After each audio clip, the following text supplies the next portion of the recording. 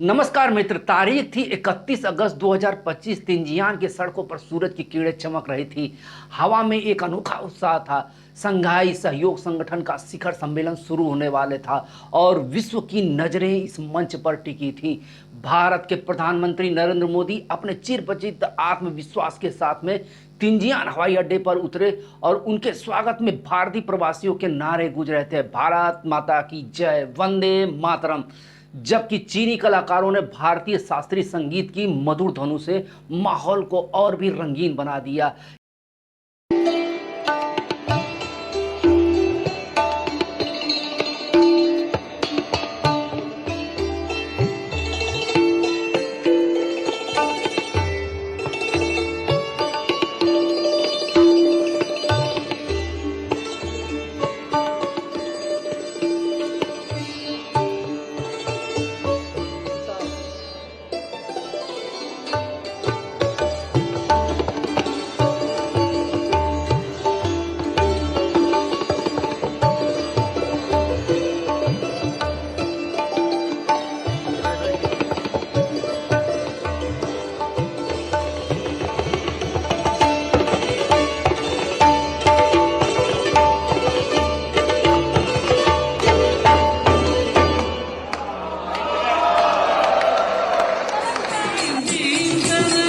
दिया।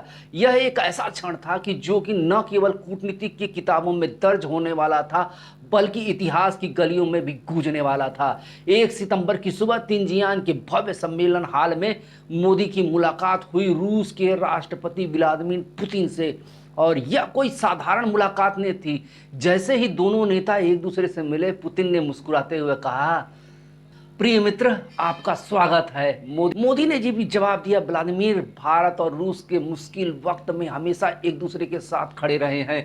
यह सिर्फ शब्द नहीं है, यह एक ऐसी दोस्ती की गूंज थी जो दशकों तक चली आ रही थी।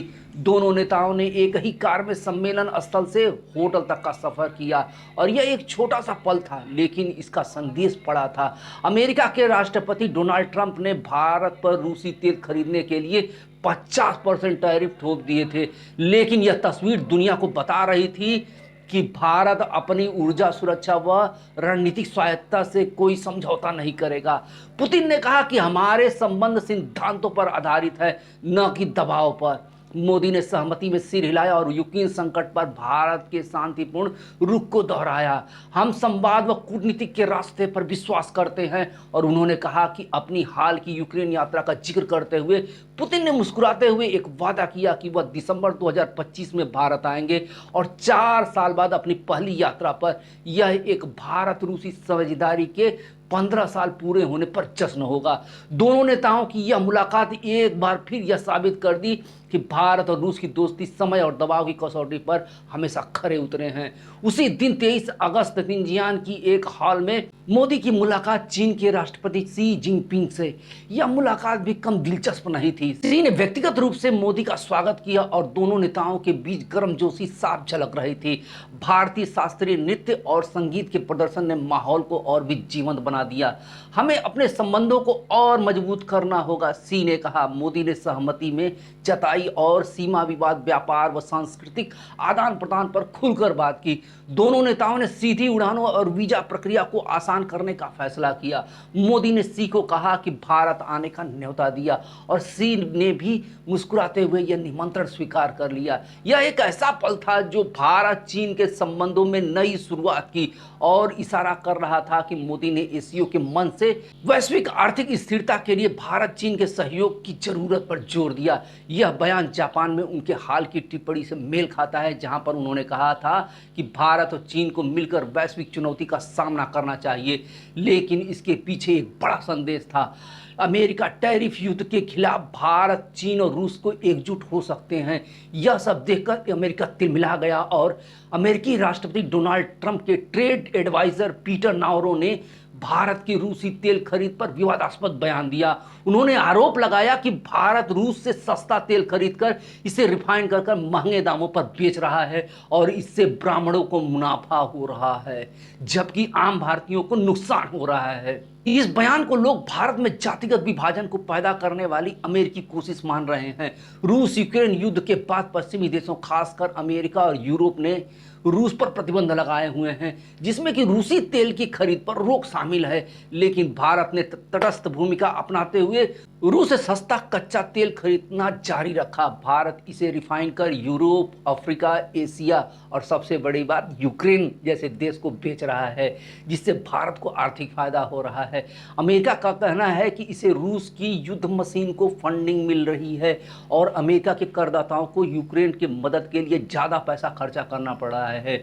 नावरोव ने भारत को क्रेमलिन का लॉन्ड्री मैट यानी रूस के पैसे की धुलाई करने वाली मशीन कहा है।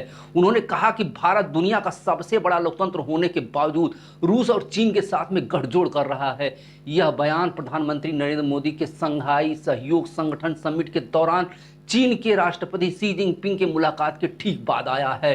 फॉक्स न्यूज के look, Modi's a great leader. I don't understand why he's getting to bed with Putin and Xi Jinping when he's the biggest democracy in the world.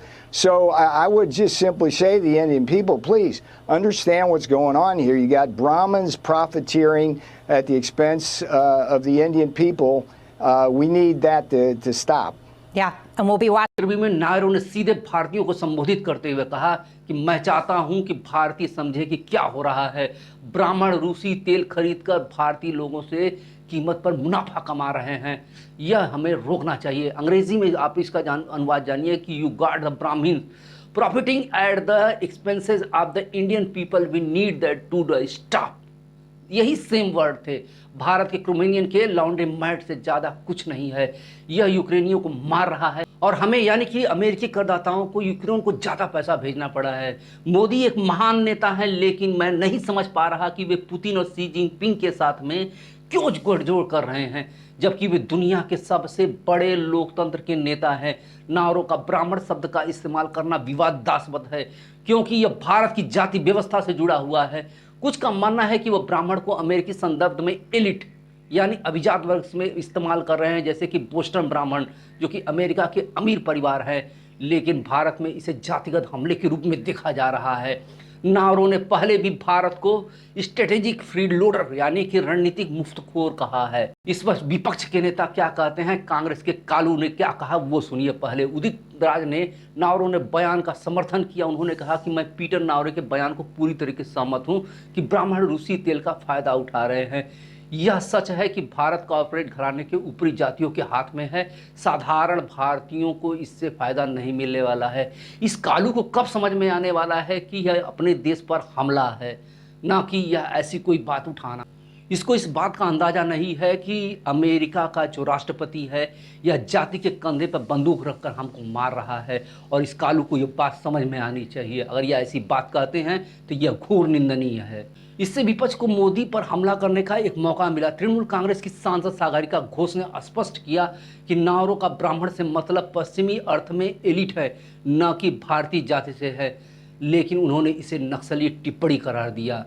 कई लोगों ने इसे अमेरिकी हस्तक्षेप को मना। यक्स ट्विटर पर हैशटैग स्टॉप हैशटैगिंग ब्राह्मणिस ट्रेंड करने लगा, जहां लोग नावरोव को जातिवादी कह रहे हैं।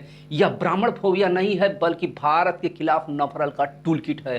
कुछ ने इसे ट्रंप की नाराजगी से जोड़ा, क्योंकि मोदी ने ट्रंप की नोबेल पुरस्कार की दावेदारी का समर्थन नहीं किया। कई रिपोर्ट्स में कहा गया है कि ट्रंप प्रशासन भारत में अशांति पैदा करने की पूरी कोशिश कर रहा है, जैसा कि बांग्लादेश में किया था। यह भारत के जाति और वर्ग विभाजन का फायदा उठाकर मोदी सरकार को कमजोर करने की रणनीति हो सकती है। और कई विश्लेषकों का मानना है कि नावरोव का बयान सहयोग नहीं है। अमेरिका और पहले अफ्रीका और मध्य पूर्व और बांग्लादेश में यह सामाजिक विभाजन के रूप में इस्तेमाल करके सरकारों को अस्थिर करने का इनका पूरा प्रयास रहा है। भारत में जाति एक संवेदनशील मुद्दा है और ब्राह्मण शब्द का इस्तेमाल करके अमेरिका विपक्ष को हथियार दे रहा है। कुछ ने इसे ब्रिटिश का डिवाइड एंड रूल्स नीति की याद दिलाई है। हालांकि कुछ का कहना है कि यह सिर्फ व्यापारिक दबाव है और ब्राह्मण का इस्तेमाल गलतफहमी में हुआ है, लेकिन टाइमिंग जो एससीओ समिट के दौरान यह संदेह पैदा करती है। लेकिन तिनजियान के एससीओ समिट में भारत ने अपनी स्वतंत्र विदेश नीति का लोहा मनवा लिया है और एससीओ के मंच पर मोदी ने आतंकवाद के खिलाफ सख्त रुख अपनाया है। आतंकवाद से लड़ना मानवता के प्रति हमारा कर्तव्य है। उन्होंने कहा और हमें डबल स्टैंडर्ड छोड़ना होगा, यह चीन के लिए था। और यह बयान ऐसा था कि न केवल पाकिस्तान जैसे पड़ोसियों के लिए बल्कि वैश्विक समुदाय के लिए भी था। एशियो समिट 2025 की एक कूटनीतिक थ्रिलर की तरह थी। एक तरफ अमेरिका के टैरिफ युद्ध ने भारत, रूस और चीन को एकजुट कर दिया, दूसरी तरफ भारत ने अपनी स्वायत्तता और रणनीतिक हितों की प्राथमिकता दी है। यह कहानी सिर्फ मुलाकातों और बयानों की नहीं, बल्कि यह थी एक नई वैश्विक संतुलन की, जहां भारत न केवल भागीदार था बल्कि एक मंच का निर्माता भी। जैसे ही मोदी ने तिनजियान से रवाना हुए, उन्होंने अपने कार की खिड़की से बाहर का नजारा शांत था, लेकिन उनके दौरे ने वैश्विक मंच पर एक तूफान खड़ा कर दिया है। दिसंबर में पुतिन भारत यात्रा और सी के संभावित दौरे की चर्चा ने इस कहानी को और रोमांचक बना दिया है। यह एक ऐसी कहानी थी जो अभी खत्म नहीं हुई है। इसके अगले अध्याय का इंतजार पूरी दुनिया कर रही है, आप भी करिए, क्योंकि यह बहुत ही मज़ेदार होने जा रही है और चाचा ट्रंप पर यह एक बंदूक की गोली की तरह काम करेगा। यह विश्लेषण देखने के लिए आपका बहुत बहुत धन्यवाद। अगर आपको विश्लेषण पसंद आया हो तो इसे मित्रों में अपने शेयर करना मत भूलिए। मेरे चैनल को सब्सक्राइब कीजिए और लाइक कीजिए, ताकि आपकी मित्रता और मेरी मित्रता बन जाए और ऐसे ही मुद्दों पर हम लोग चर्चा करते रहें। आपका यह वीडियो देखने के लिए बहुत बहुत धन्यवाद। मुझे बोला 50% टैरिफ लगा दूंगा, उसे बोलो 100% लगा दे, इससे ज्यादा क्या करेगा वो। कहीं हम तीनों को आपस में मिलाने का क्रेडिट ना ले ले डोनाल्ड टैरिफ। उस तरफ मत देखना, एक भिखारी कटोरा लेकर खड़ा है।